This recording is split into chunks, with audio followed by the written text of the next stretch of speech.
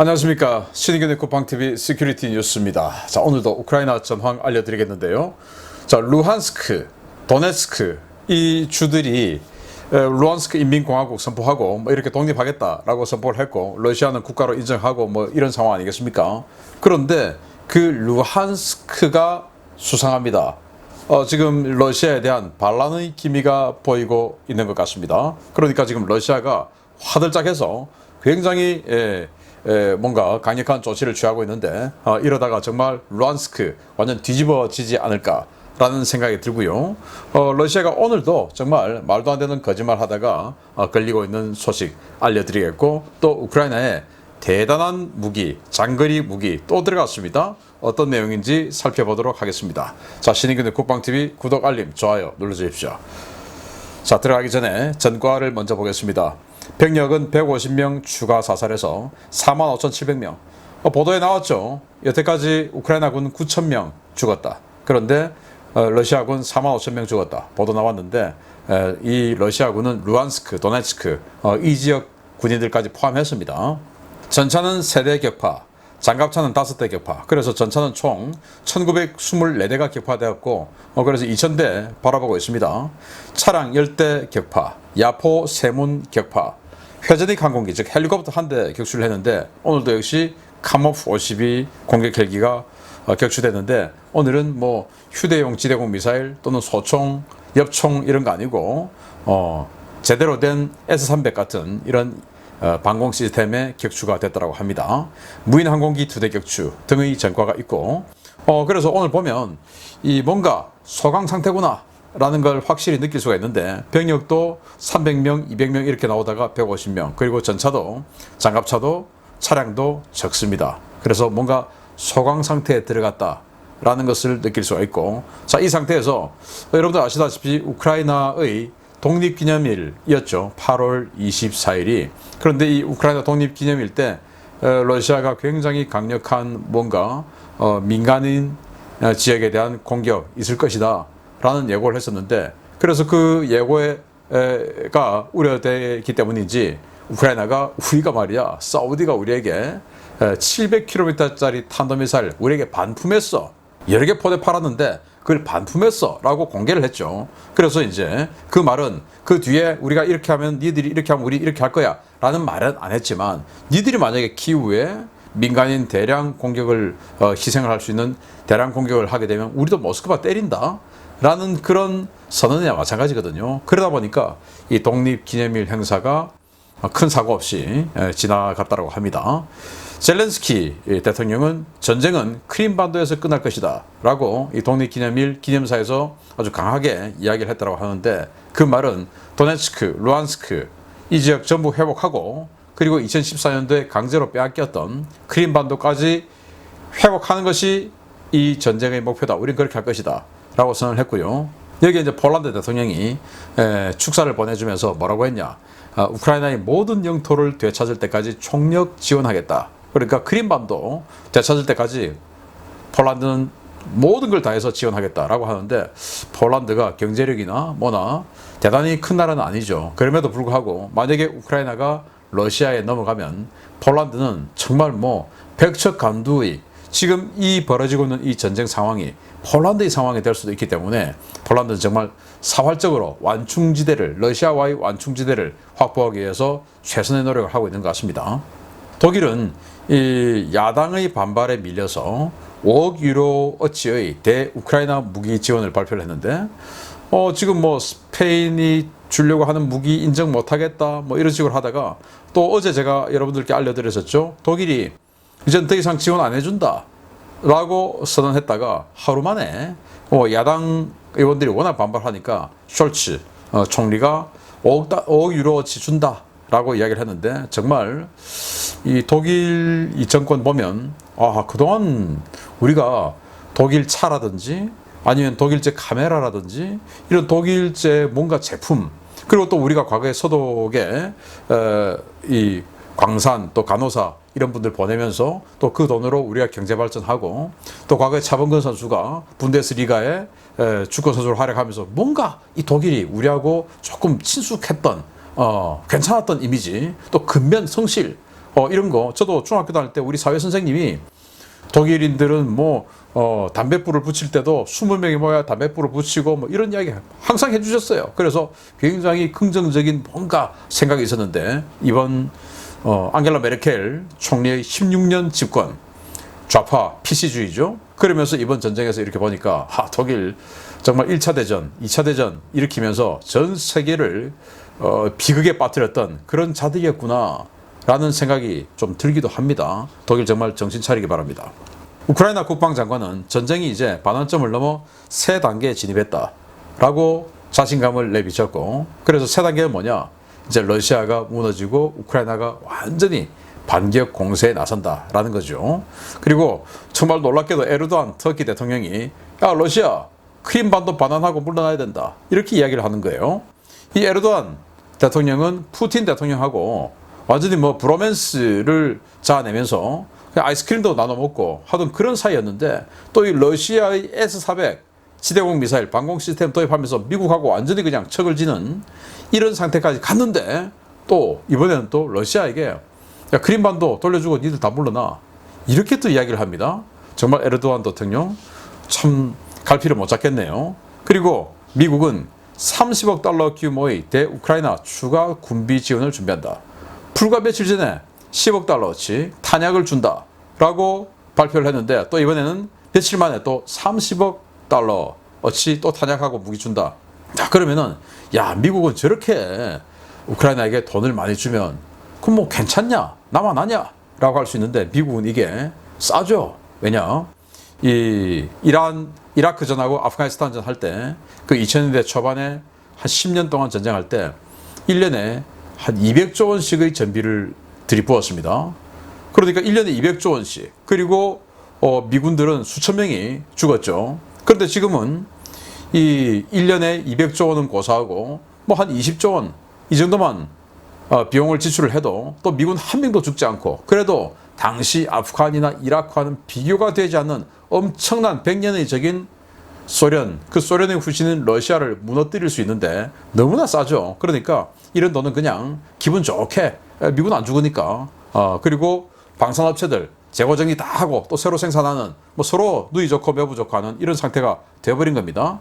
자, 러시아는 투폴레프 22 M3 백파이어 폭격기로 오데사와 드니프로를 공습했다. 여기 이제 KH-22 600km 날아가는 순항미사일로, 공중발사 순항미사일로 공격을 했다고 하는데, 이제 제공권을 다 뺏기니까 우크라이나 쪽으로 접근은 못하고 멀리서 장거리 순항미사일 쏘고 이러고 있는 러시아입니다. 그리고 러시아 흑해함대가 이제는 우크라이나의 공격이 흑해함대 사령부인 세바토폴 그 사령부까지 막 때리고 하니까 이제 겁이 나서 이 흑해함대 배를 접안해 놓을 수가 없죠. 그러니까 다 도망가가지고 이 흑해 동쪽에 있는 노보로시스크 이런 이 동쪽 멀리 항구에다가 군함을 전부 대피시켰다라고 하는데, 정말 러시아 불쌍하게 됐습니다. 러시아가 그들의 아동 납치를 시인했습니다. 1000명 넘게 지금 데리고 가서, 부모 없는 어린이들을 데리고 가서 우리가 보호해주고 그리고 입양해주고 라고 하고 있다. 우리가 얼마나 인도주의적으로 잘하고 있냐라고 하는데, 아니 그 부모를 자기네들이 죽였고, 또는 그 어린이들을 데리고 가기 위해서 부모들을 일부러 죽였고, 그런지 어떻게 합니까? 이거 정말 어린이 납치, 이건 목적이 납치였다면 이건 어마어마한 전쟁 범죄인데 이거 반드시 조사해야 된다라고 생각이 되고요. 러시아가 바흐무트 그리고 아우디우카, 그러니까 이 도네츠크시 동쪽 그리고 세베로도네츠크 서쪽 이런 곳이죠. 각각 서쪽입니다. 여기에다가 찔끔찔끔 공세를 했는데 다 실패했다. 될 리가 없죠. 포병 전력 그리고 탄약 다 없고, 주력 부대는 헤르손 쪽에 다가 있고, 지금 루안스크, 도네츠크 이 민병대들 가지고 공격을 하는데, 이 지금 좀 이따가 제가 알려드리겠지만 그 민병대들이 반란을 지금 기미가 보이는 상태에서 뭐가 되겠습니까? 자, 이런 전선 상황을 바탕으로 주요 소식 알아봅니다. 첫 번째입니다. 전쟁이 길어지면 길어질수록 우크라이나의 장거리 정밀 타격 자산은 점점 더 강화되는 모양새입니다. 하이마스에서 날리는 GMLRS와 크랩과 M777포에서 날리는 엑스칼리버 탄의 공세도 버겁게 받아내고 있는 러시아군 머리 위에 이제는 볼케이노 탄까지 떨어지고 있다는 소식입니다. 우크라이나가 슬로바키아에 16문을 주문해 최근 일선 배치가 시작된 주자나2 사륜형 자주곡사포 패키지에 이탈리아, 독일 공동개발 장거리 정밀 유도포탄인 볼케이노 155가 포함되어 있다고 주자나2 납품업체인 콘스트럭트 디펜스가 현지 시각 8월 24일 밝혔습니다. 콘스트럭트 디펜스는 24일 아침 현지 방산 매체들의 질의에 대한 이메일 답변에서 우리는 우크라이나의 요청에 따라 주자나2 자주포를 납품하기 전 볼케이노 1호 포탄의 통합 작업과 운용 실험을 모두 마쳤으며 우크라이나군은 주자나2에서 그 유도 포탄을 사용할 것이다 라고 밝혔습니다. 이탈리아 레오나르도가 해군용으로 개발한 볼케이노 시리즈는 127mm와 76mm 두 가지 버전이 존재해 왔는데요. 레오나르도는 최근 미국의 엑스칼리버 유도 포탄의 가격이 안정화되고 수요가 많아지자 해군용을 응용한 육군용 155mm 버전을 개발해 독일 등 일부 국가에 수출을 추진한 바 있습니다. 볼케이노 1호는 기존 39 구경장 포신에서 발사할 경우에는 50km, 52 구경장 포신에서 발사할 경우에는 80km의 사거리를 발휘합니다. 이 포탄은 기존 해군용의 높은 신뢰성과 명중률이 육군용에도 구현되어 엑스칼리버 수준의 초정밀 타격이 가능하고 정말 단계 레이저 유도 기능까지 탑재해서 드론과 함께 운용할 경우에 80km 거리의 이동 표적도 족집게처럼 타격할 수 있어 초정밀 저격 포탄이라는 별명을 갖고 있습니다. 우크라이나군이 주자나2 자주포에서 이 포탄을 본격적으로 운용할 경우에 그동안 하이마스에 걸려있던 과부하를 상당 부분 떨어내 줄 것으로 기대되는데요. 이미 포탄은 물론 화포도 바닥을 보이고 있는 러시아가 과연 무엇으로 주자나2와 볼케이노 1호 조합에 대응할 수 있을지 지켜봐야 하겠습니다. 슬로바키아가 과거 체코슬로바키아 시절에 만들었던 다나, 그 다나 자주포를 아주 극적으로 개량해서 주자나라고 하는 이 나토 표준 155mm 포탄을 쏘는 자주포로 만들었죠. 그 주자나를 우크라이나에 또 팔았습니다. 그래서 우크라이나에 지금 들어왔어요. 그런데 지금 이 슬로바키아에서 그 업체가 우리 말이야 이 주자나2 이거 우크라이나에 납품하기 전에 이미 볼케이노 탄을 사격하는 이 통합시험 다 했어. 그리고 우크라이나는 그 볼케이노 탄도 쓸 거야 라고 이야기를 했는데 볼케이노, 와 화산 폭발 그냥 막 나겠는데요. 이렇게 생긴 탄인데요. 뭐 얼핏 보면 미사일처럼 생겼습니다. 굉장히 길게 생겼는데 유도 장치가 들어가 있어서 드론이나 특수부대가 전방에 진출해서 레이저 조사기로 조사를 하면 그 레이저를 따라서 탄이 들어가는 거예요. 그리고 그 타겟이 목표가 이렇게 이동을 한다 하더라도 레이저만 따라서 이렇게 계속 비추고 있으면 이 이동하는 타겟을 이렇게 유도해서 레이저에 따라서 때릴 수 있는 이런 능력을 가지고 있어요. 뭐 정말 대단한 포탄인데 이게 39 구경장, 우리 한국군으로 치면 K-55 자주포 39 구경장이죠. 그런데다가 쏘면 50km 날아가고 우리 K9 자주포 52 구경장이죠. 그런데다 넣고 쏘면은 80km 날아가고 정밀 유도 포탄인데 3m 안에 그냥 탄착을 한답니다. 와, 엄청나죠. 그래서 이게 이제 예시인데 에어버스트, 그러니까 공중폭발 모드로 시한신관이나 근접신관 이런 곳에서 공중폭발 모드로 터뜨리면 터져서 파편을 쏟아붓고요. 그리고 이거 이제 충격신관, 그 지면에 부딪히면 터지게끔 만들면 이제 이런 식으로 폭발하고, 그리고 지연신관, 맞고 좀 있다가 파괴, 즉 벙커버스터 같이 뭐 아주 몇 미터에 들어가지 않겠지만 내부에 들어가서 내부에서 폭발하는 뭐 이런 것도 있고요. 그리고 이제 레이저로 이렇게 조사를 했더니 이 1m, 2m, 3m 이 타겟에 이렇게 다 떨어지더라. 정말 3m 안에 지금 다 들어온 거죠. 어마어마한 정밀도와 위력입니다. 그래서 G 에메랄리스가 그동안 한 70km 이 언저리에 있는 러시아군의 탄약고, 보급기지 뭐 이런 것들을 타격해 왔는데 이제 G 에메랄리스 탄 비싸죠. 물론 이것도 비쌉니다만은 이거 지금 이제 일부 오신트 소식통들은 250발을 패키지로 지금 들어왔다라고 하는데 이 250발, 포탄 250발 그거 뭐라고? 라고 할 수 있지만 G 에메랄리스 로켓탄 250발, 어우 그 정도 돼? 라고 할 수 있죠.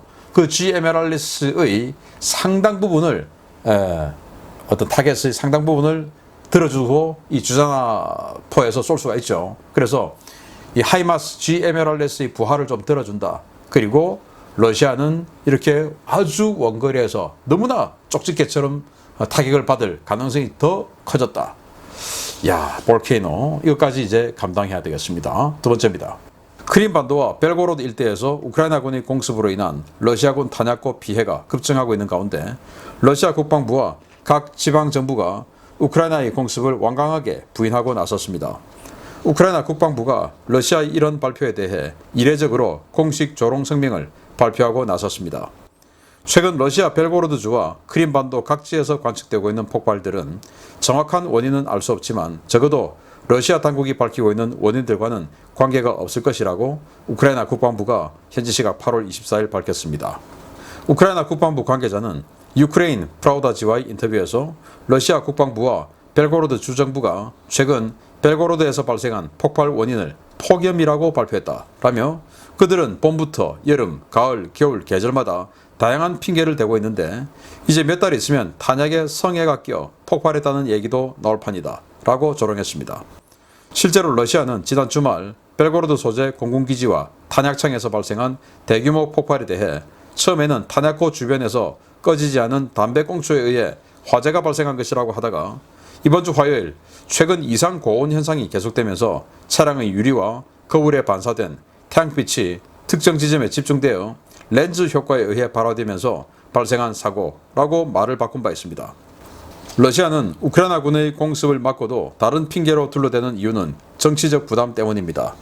본토 깊숙한 전략시설을 맞았다면 그에 상응하는 전략적 타격으로 응수해야 하지만 더는 그럴 만한 여력이 없고 무엇보다 이번 폭발들이 우크라이나군의 공습에 의한 것임을 인정하는 순간 자신들이 수십 년간 그토록 자랑해온 다층 방공 시스템의 허점을 자인하는 꼴이기 때문입니다.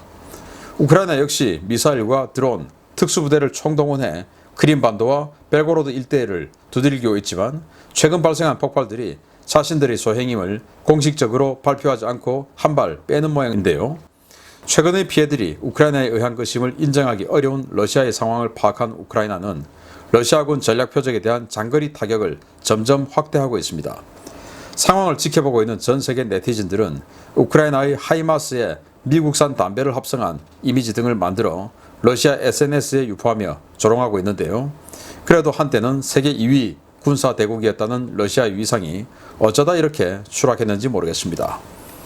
폭염 때문에 또 담배 때문에 담배꽁초가 이 시점 발화 시점이 되어서 그게 불이 나가지고 이렇게 어마어마한 폭발이 일어났다라고 해가지고 그게 말이 되냐라고 하도 비난하니까 근데 자세히 조사해 보니까 그게 아니고 하도 요즘 낮이 이 햇살이 뜨거워서 그게 차량 유리창 이런 데 반사가 돼가지고 돋보기처럼 뭐 이렇게 렌즈 효과에 의해서 돋보기 이렇게 탁 비추고 있으면 불 나지 않습니까? 그렇게 해서 발화가 된 거네? 이렇게 또 이야기한 거예요.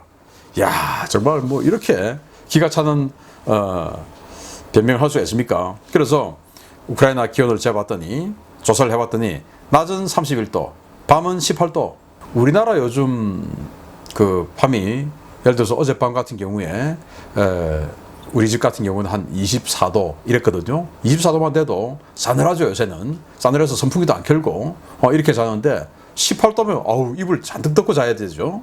그래서 낮에 이렇게 새벽에 다 식어서 낮에 31도 대본들 이거 그날 밤에 그전날 밤에 18도였으면 낮에 특별히 안 덥습니다. 땅이 데워져 있지 않으니까 이런 기온인데 너무나 폭염이라서 그냥 렌즈 효과에 의해서 불이 나버렸네? 라고 하니까 야, 니들 그렇게 핑계댈 게 없냐? 앞으로 이제 성에 꼈다고 이제 탄약 폭발하겠다 라고 할 거야 라고 하는데 지금 러시아는 자기들이 우크라이나로부터 공격받았다는 말을 못해요.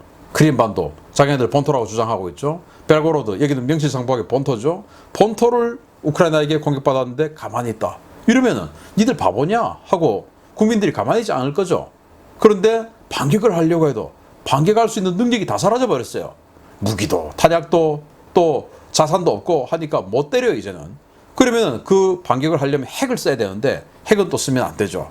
그러니까 우크라이나도 또 자기네들이 때려놓고 또 때렸다는 말은 또 절대로 안 하죠. 왜? 핵 맞을까 봐. 그래서 지금 그 핵 때문에 또 러시아의 재래식 무기 완전히 이 고갈된 이 상황 때문에 우크라이나는 때리고도 때렸다고 말하지 않은 홍길동 때리기, 러시아는 맞아놓고도 맞았다고 이야기하지 않은 홍길동 맞기, 이런 것들이 지금 양쪽에서 진행되고 있다 라는 상황인데, 그러다 보니까 이제 세계인들이 이렇게 말보로 담배, 미국제죠. 말보로 담배 케이스를 이렇게 이제 하이마스, 뭐 하이마스가 때렸는데 아니 다 하이마스가 담배뿐이냐? 이제 이렇게 조롱하는 이런 패러디까지 나오고 있는 실정인데, 러시아 참 안타깝게 됐는데요.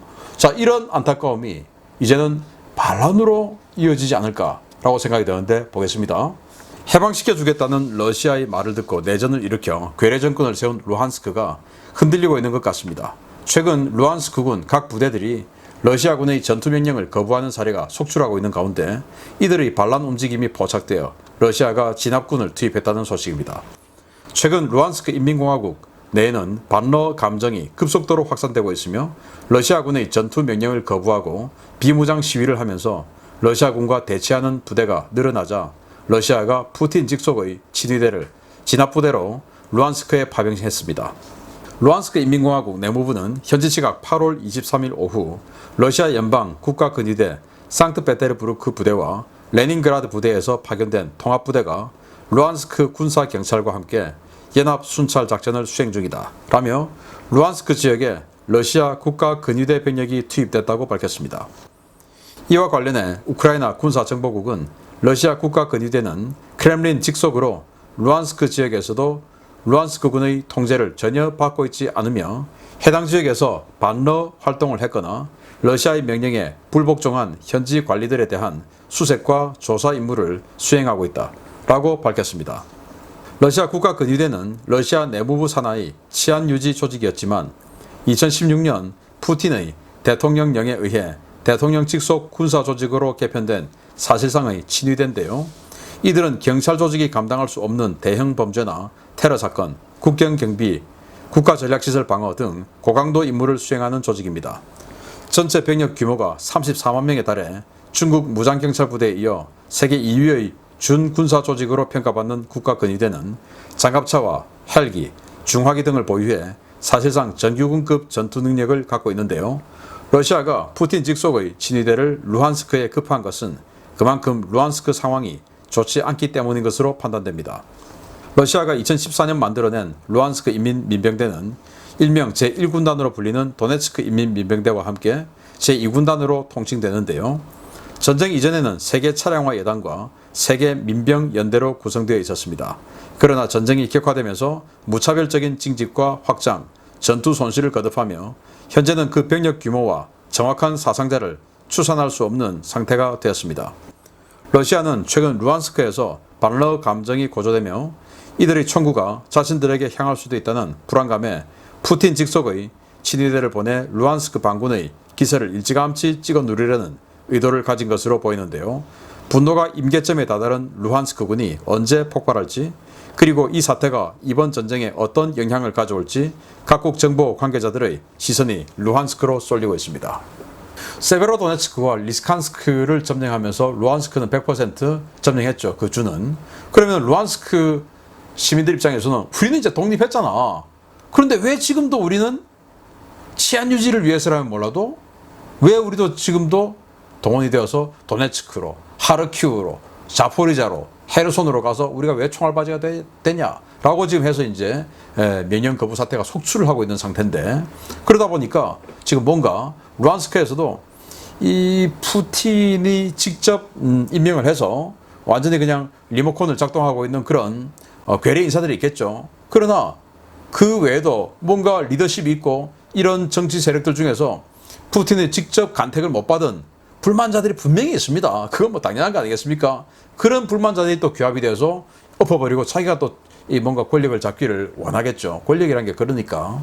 그래서 이런 상태 같으면 우크라이나 정보국 그리고 미국의 CIA 그 정치 공작 그룹이죠.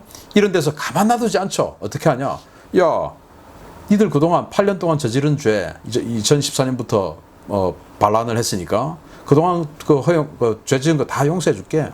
뭐 이런 거. 야, 니들 당해보니까 러시아가 우리보다 더 나쁘지 않더냐? 뭐 이런 거. 야, 그리고 니들 권력 보장해줄게. 이런 거.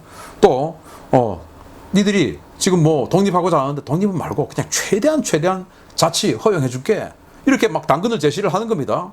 그리고 우리하고 같이 싸우자. 이제 이런 식으로 공작이 들어갈 가능성이 아주 높죠. 저라면 당연히 하겠습니다. 그래서 그게 걱정이 되는지 이제 이 국가 근위대를 지금 대거 파병을 했다고 하는데 바로 이 조직이에요. 완전히 푸틴의 생명줄을 지키는 친위대입니다.